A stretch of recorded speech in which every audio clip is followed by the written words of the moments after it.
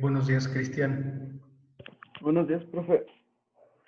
Pues vamos a comenzar. El día de hoy vamos a ver dos culturas, probablemente dos corrientes literarias.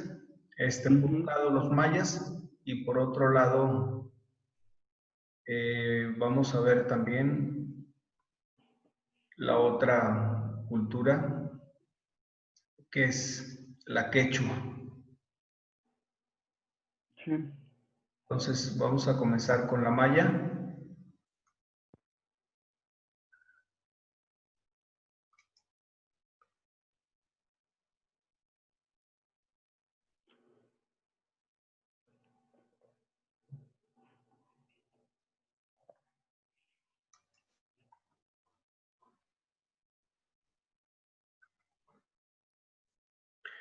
Bueno, la literatura maya para nosotros es muy representativa y significativa eh, por, por todo lo que implica en cuanto a características y sobre todo los indicios que tenemos con respecto a ella, tanto en escritura como en pictografía. No sé si ya ha leído algo sobre esta literatura. No, profe. No. Bueno, la literatura maya ya contaba con una larga tradición, eh, mientras que la literatura en otros idiomas apenas estaban dando sus primeros pasos. Ya a la llegada de los conquistadores en el siglo XVI, muchos de los textos antiguos mayas fueron quemados. La verdad no entiendo la razón por qué fueron quemados. Algunos llegan a sostener que los españoles los consideraban que pues eran demoníacos, y yo me imagino que pues pensaban que eran escritos demoníacos pues porque no se conocían. Aparte, los españoles tenían una lengua, los mayas tenían otra, entonces pues era muy difícil. Sin embargo, pues creo que la historia nos dice que por la ignorancia se han cometido muchos errores a lo largo de la historia. Entonces creo que también debemos aprender. Hoy en día podríamos cuestionar muchas cosas, pero creo que lo correcto no es quemarlo ni deshacerlo, sino primero conocerlo. Sin embargo, los autores mayas continuaron escribiendo, yo me imagino que a escondidas. Eh, en un principio, según los datos que nos da la historia, usaron sus propias técnicas de escritura. Estamos hablando igual que las que utilizamos hoy, la pictórica y la fonética. Y luego, ya más tarde, pues recurrieron al alfabeto romano cuando ya los colonizadores les enseñaron esta lengua. De esta manera se pudieron preservar algunas canciones, juegos, discursos, rezos para las generaciones futuras. Hoy en día, en aquellos pueblos donde la literatura propia del lugar no es entendida por la juventud, pues desgraciadamente es desechada. Por eso muchas lenguas autóctonas se están perdiendo debido a que no se entienden. Esto en varios pueblos de México, la gente joven ya no quiere aprender estas lenguas. Sin embargo, nosotros que estamos distantes de ellos, pues quisiéramos aprenderlas, pero desgraciadamente así está sucediendo. Se cree que los primeros asentamientos mayas se establecieron alrededor de 1800 a.C. Esto seguramente habría ocurrido en la región del Cusco, en la costa del Pacífico, en el preclásico temprano. Estamos hablando 1800 antes de Cristo. Entonces, bueno, los mayas tenían ya una existencia antes que otros pueblos.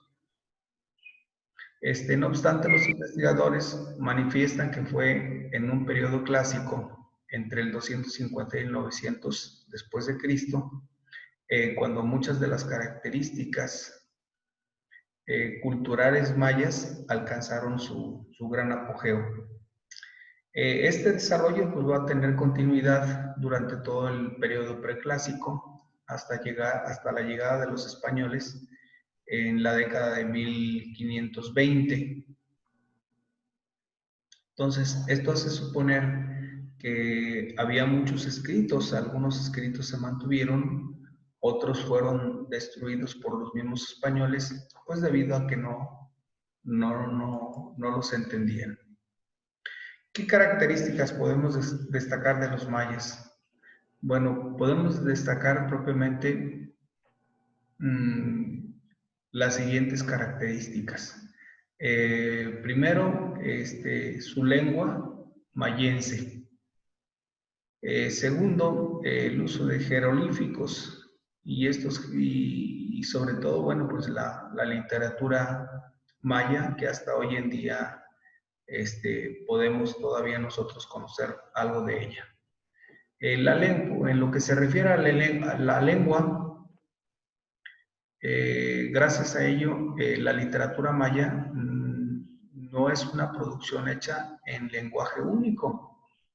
En el territorio maya se hablan 27 diferentes lenguas mayenses aproximadamente. Esto nosotros lo conocemos gracias a toda la zona de Yucatán, Campeche. Vamos a conocer estas lenguas o estas variaciones en la lengua.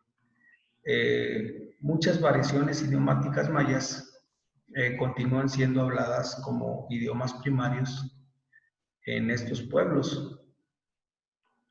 E incluso estamos hablando de la literatura como el Rabinalachi, que es una obra escrita en lengua quiche. Esta obra pues, va a ser declarada obra maestra del patrimonio oral e inmaterial de la humanidad en la UNESCO para el 2005. Entonces, pues es una de las obras más divulgadas, el Rabinalachi.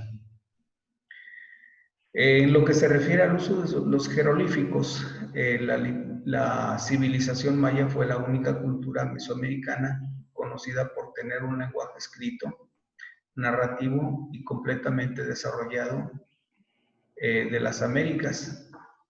Este hecho va a ser de gran ayuda en el desarrollo de esta literatura. Su sistema de escritura maya es a menudo llamado jeroglífico por su parecido a la escritura egipcia. Sin embargo, es una concepción equívoca según los especialistas, ya que se trata de una combinación de símbolos fonéticos e ideogramas. A ver, por aquí andamos. Vamos a... aquí. Por aquí estamos.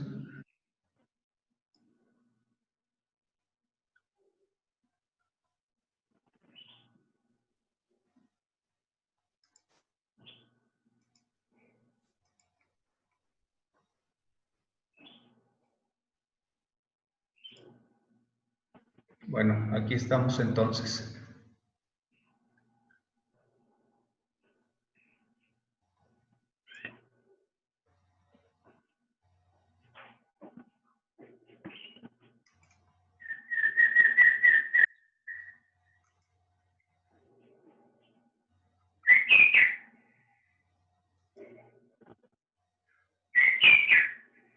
Bueno, también por otro lado, muchos documentos mayas han demostrado que esta civilización era una de las épocas cuyos artistas atribuían su nombre a sus trabajos.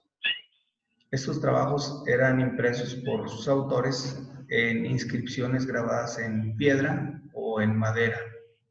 Creo que muchas culturas, y a la fecha, bueno, pues seguimos viendo que muchos de los escritos que se han realizado, generalmente se les otorgan aquellos autores que son reconocidos. Es decir, ejemplo, si usted fuera escritor, pero no fue un escritor reconocido, quizá la única manera de conocer estos escritos es a través de otro autor. Estos nombres adornaban obras arquitectónicas, bloques rectangulares de yeso y pintura como elementos decorativos y libros hechos con corteza de madera. Poco de esta producción artística sobrevivió al paso de los tiempos y a la acción destructora de algunos conquistadores.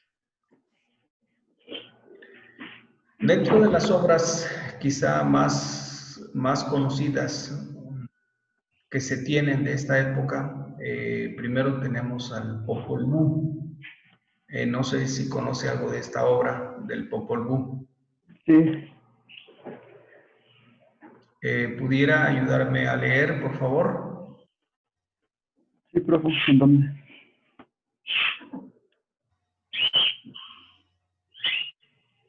¿Sí puede ver la presentación? No, No. A ver, vamos entonces a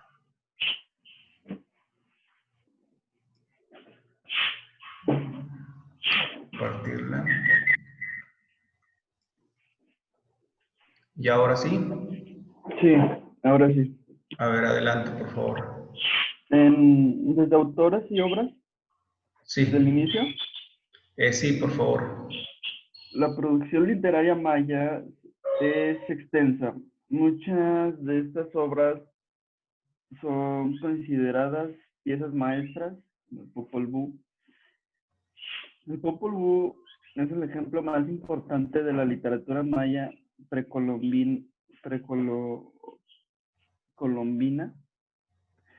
que sobrevivió a la conquista española. Su importancia se puede ver en las numerosas versiones de textos que se han publicado. En los últimos 3 años, el Popol Vuh ha sido traducido aproximadamente 30 veces en 7 idiomas.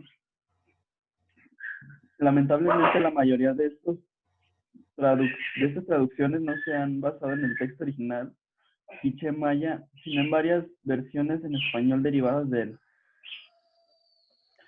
En este sentido, la primera versión escrita de este libro sagrado de los indios quiché maya data de 1558. Fue redactada por un nativo que aprendió a escribir la lengua maya usando caracteres latinos. Este manuscrito fue descubierto más tarde, en 1701, por el padre de Francisco Jiménez en el Chichicastenango, Guatemala. Luego lo tradujo al español. En sí, el Popol Vuh describe la creación del universo maya, cuenta la historia de unos gemelos sobrenaturales heroicos que luchan contra los señores del inframundo. Relata la creación del hombre del maíz y el destino de sus descendientes que poblaron el mundo. Finalmente enumera la línea de los reyes de Quiché hasta la llegada de los conquistadores españoles. Bueno, efectivamente esta obra nos habla sobre la creación del universo, que curiosamente tiene un paralelismo muy parecido, bueno, haciendo un paralelismo con la literatura hebrea tiene mucho parecido en el sentido de que pues es una literatura que en su narración tiene un orden muy semejante. Nada más que, bueno, pues varía en esta concepción de que aquí habla de unos gemelos, ¿no? Y a diferencia de los españoles que, digo, perdón, de los hebreos, que se habla de la creación del hombre, que fue extraído de una costilla, o que el hombre fue hecho de polvo y que fue extraída la mujer de la costilla del varón.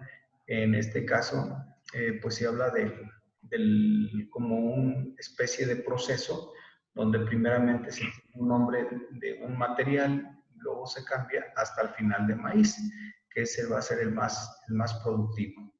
Y curiosamente se maneja también este dualismo de inframundo como especie de el cielo y la tierra. Eso es lo interesante de esta obra.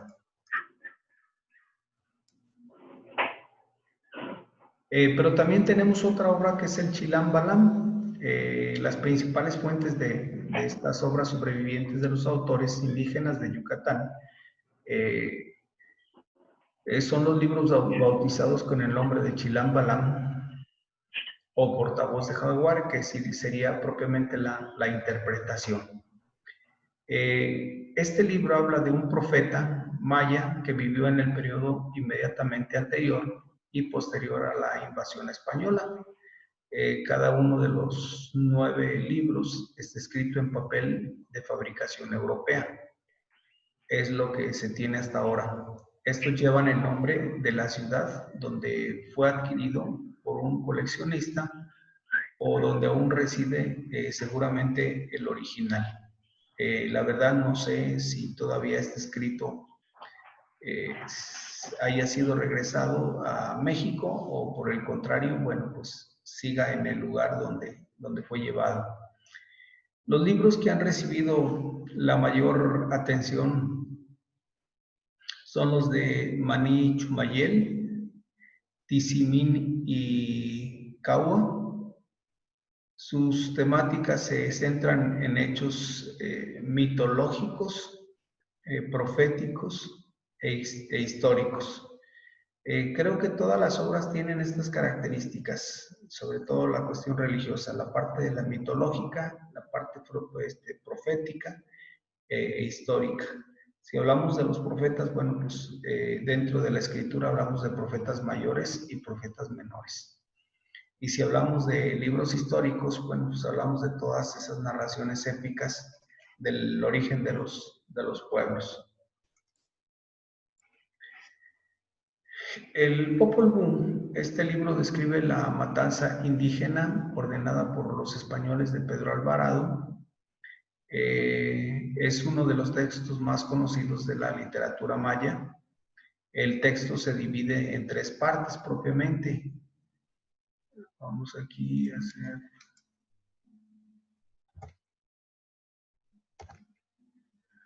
Se divide en 3 partes. La primera es la creación del mundo y el intento de crear a los hombres. El segundo es la guerra de los verdaderos dioses en contra de los falsos y las peregrinaciones. Y la última parte sería las genealogías del pueblo quiché. Hay otra obra interesante también llamada el Rabinal Achí. Esta, bueno, pues es una obra de teatro que narra la lucha entre 2 guerreros. Está muy interesante, la verdad, esta obra del Rabinal Achí. Por ahí, bueno, pues también nos habla del amor esta obra. El Rabinal Achí o Quiché Achí es reconocida por riquezas discursivas de sus diálogos. En ella se plasma la relación y concepción que tenía esta civilización en relación al mundo circundante, tanto en el terrenal como en el de los dioses. Entonces, esta obra es interesante. Y propiamente aquí terminamos con lo que sería la literatura maya. Y vamos a cerrar con lo que es la literatura quechua. La literatura quechua, pues es una literatura propiamente que se desarrolló en el sur, en esta región propiamente albina, literatura quechua. Las vertientes de esta literatura, bueno, pues tenemos que es la oficial y que es la popular. Generalmente la primera, la oficial, estaba a cargo de los amautas, otra comunidad de esta región andina. Y la parte popular estaba a cargo de los arabicus. No hay que olvidar que la historia es narrada dependiendo de quién la narre. Por ejemplo, si la historia es narrada por los vencedores o por los poderosos, bueno, pues va a ser de una manera que se vea mal a los contrincantes. Pero si es narrada por los contrincantes, o en este caso diríamos el pueblo, pues lógico, el gobierno va a tener una concepción mucho muy diferente del gobierno. Y creo que esto nosotros podemos constatarlo. ¿Escuchó algo del informe del presidente de la República Mexicana? No, profe. Bueno, casi todos los presidentes tienen una tendencia a querer exaltar su administración y a decir que pues lo más importante se realizó y que todos los objetivos pues se cumplieron. Entonces enfatizan mucho en que todo se cumplió. Y nosotros como pueblo pues nos damos cuenta que no es así. Sin embargo, bueno, pues es costumbre de que el gobierno dentro de su visión considera que todo lo que se propuso lo logró. Y los que estamos acá de este lado, pues nos damos cuenta que no todo se logró. E incluso a veces se exceden un poquito en mencionar que sus objetivos fueron cumplidos. Entonces, aquí estamos hablando de lo mismo, los amautas y los arabicus. Las características, bueno, de esta cultura propiamente es la oral, anónima, curiosamente, porque volvemos a lo que comentaba anteriormente. Cuando son autores conocidos, bueno, pues les dan todo el crédito, pero cuando no son autores reconocidos, generalmente pues no se les da ese reconocimiento. Sin embargo, los escritos comienzan a divulgarse de forma anónima. Su concepción cosmogónica es panteísta. Acordémonos que en México, bueno, pues también tenían estas concepciones panteístas. Es otra de las características de esta cultura quechua, es colectivista. Dentro de los géneros literarios que se conocen está el lírico, el épico y el dramático. ¿Sí puede ver la presentación? Sí, profe. Muy bien. Entonces, dentro del épico tenemos algunas especies de mitos y leyendas, como todas las culturas lo tienen. Si hablamos del género lírico, bueno, entonces estamos hablando aquí de especies. Estamos Iri, Aragui y la otra Ayataki. Profe, Sí, ¿ya es otra presentación? sí, ya estamos hablando de la literatura quechua. Ah, es que me pone sigo viendo las referencias de la maya. A ver, entonces vamos a compartir la quechua. Vamos a regresar aquí.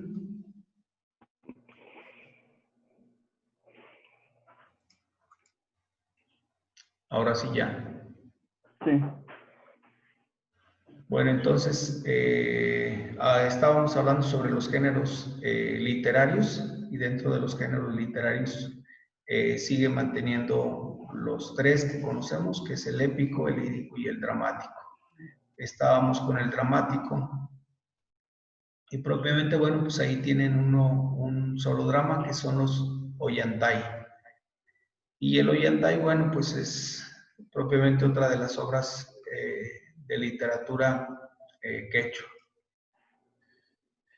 Las vertientes quechuas, estamos primero, la vertiente oficial incluye las manifestaciones literarias impuestas por la corte de los incas, con el propósito de inmortalizar los acontecimientos más importantes.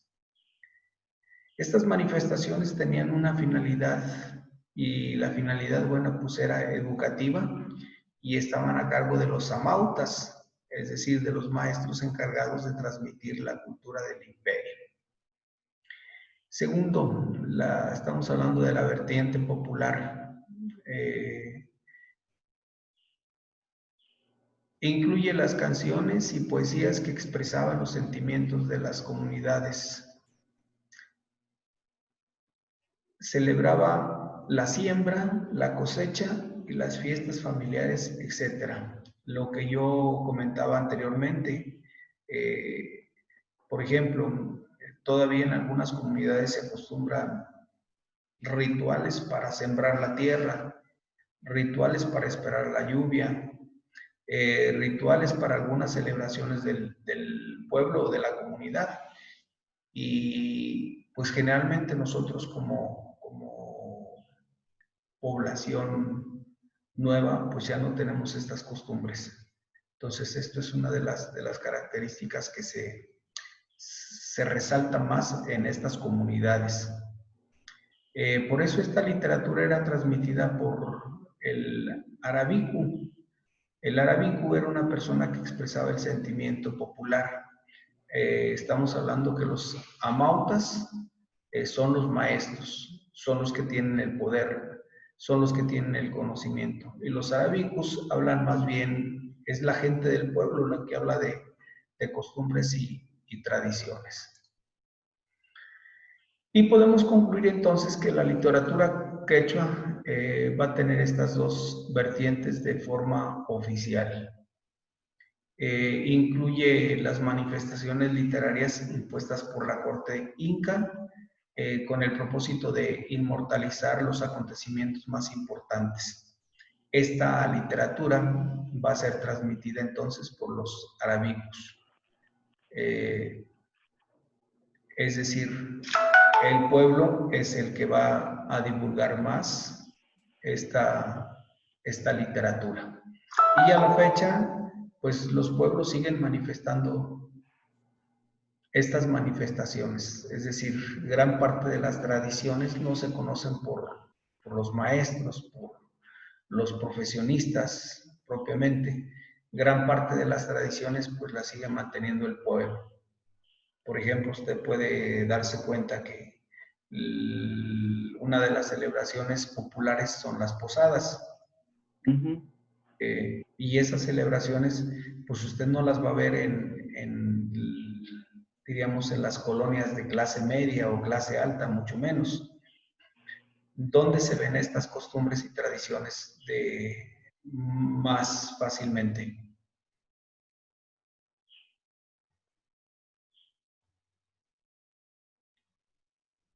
¿Las posadas dónde se celebran? Pues, pues es que también se celebran en clase baja. Pues en los barrios, en las colonias, etc. Ajá, pero pues también puede que se festeje también en residenciales, ¿no? O sea, de dinero. Sí, pero no se celebran de igual manera, es decir, allí se celebran de manera privada y en las colonias se celebran de manera pública. Sí. Por ejemplo, en una zona residencial si se celebra, generalmente es privado.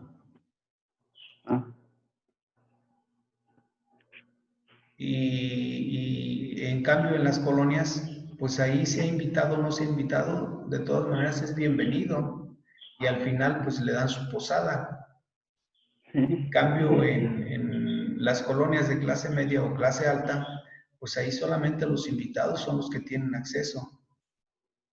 Tampoco salen por las calles a cantar y a rezar. Y en cambio en las colonias, pues es el pueblo el que lleva a cabo estas festividades. Díganme una festividad, por ejemplo, de la Catedral Metropolitana de México, que en el Zócalo pongan juegos y demás. No, ninguna. En cambio, en las colonias, pues de repente llegan los juegos, llegan la venta de antojitos. Entonces, el Ajá. pueblo en realidad es el que mantiene las costumbres y tradiciones. Esto es lo que nos quiere enseñar también, que la literatura quechua y casi todas las literaturas, gracias al pueblo, bueno, pues se conocen muchas de las tradiciones o se conservan muchas de las tradiciones. Por eso aquí habla de dos, los amautas propiamente y los arabicus. Los amautas, bueno, pues van a ser los maestros, los que enseñan, los que oficialmente tienen el conocimiento. Y los arabicus son aquellos gente del pueblo que a través de costumbres y tradiciones van manteniendo las lenguas y sobre todo el conocimiento de la literatura que se tenía en la época. ¿Alguna duda hasta aquí? No, profe. Bueno, pues yo le agradezco y nos vemos el próximo martes. Sí, profe. Gracias a usted. Pues que pase bonito día. Igualmente, profe. Hasta luego. Hasta luego.